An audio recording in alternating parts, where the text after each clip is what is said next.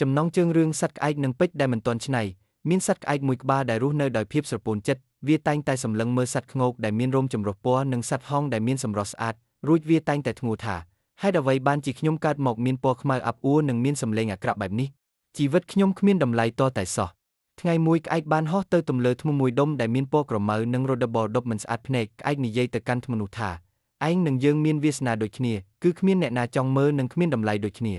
ស្រាប់តែធ្នំនោះបញ្ចេញសម្លេងតបវិញថាក្អែកអើយឯងមើលឃើញត្រឹមតែសម្បកក្រៅរបស់ខ្ញុំប៉ុណ្ណោះតាមពិតខ្ញុំគឺជាពេជ្រលុះត្រាតែមានជាងច្នៃមកដុសខាត់ខ្ញុំទើបពិភពលោកមើលឃើញពន្លឺដ៏អស្ចារ្យរបស់ខ្ញុំ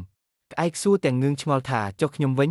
តើខ្ញុំមានអ្វីអស្ចារ្យធំពេជ្រឆ្លើយថាឯងមានស្លាប់ដែលអាចហោះទៅគ្រប់ទីកន្លែងដែលឯងចង់ទៅសត្វខ្ងោកដែលឯងច្រណែនត្រូវគេឃុំក្នុងទ្រុងដើម្បីបង្អួតសម្រស់សត្វហង្សមិនអាចហោះបានខ្ពស់ដូចចែងឡើយពណ៌ខ្មៅរបស់ឯងគឺជាពណ៌នៃភាពរឹងមាំដែលមិនងាយប្រឡាក់ដោយភក់ដីតម្លៃរបស់ឯងគឺស្ថិតនៅលើសេរីភាពនិងភាពរឹងមាំមិនមែននៅលើពណ៌រោមឡើយ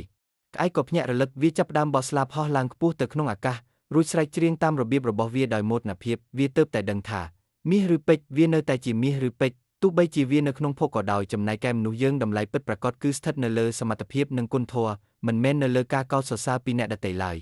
ចំណុចសម្រាប់វិភាគសត្វក្អែកតំណាងឲ្យមនុស្សដែលចូលចិត្តប្រៀបធៀបខ្លួនឯងទៅនឹងអ្នកដទៃរហូតភ្លេចមើលចំណុចខ្លាំងរបស់ខ្លួន